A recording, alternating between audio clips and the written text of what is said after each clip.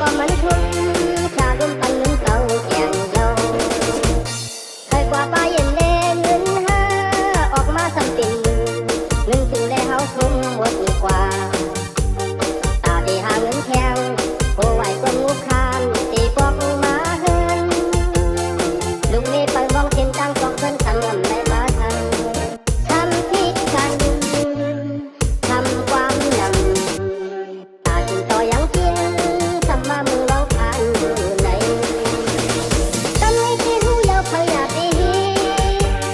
เรากินเราสิยาป้าจังร้องต่อเดี๋ยวแต่หนึ่งกำลังเอาให้เขาผ่านต่อ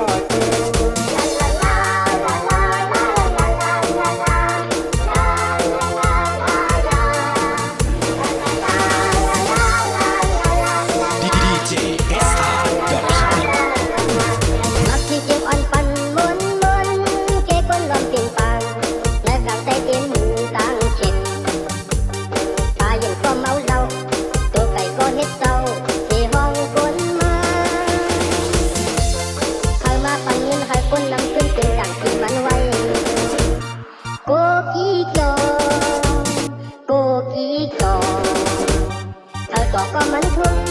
ชาลุ่มปันเงินเก่าแก่งเยาเคยกว่าป้าเย็นเล่เงินห้าออกมาทำเป็นเงินถึงได้เฮาทุ่มหมดดีกว่า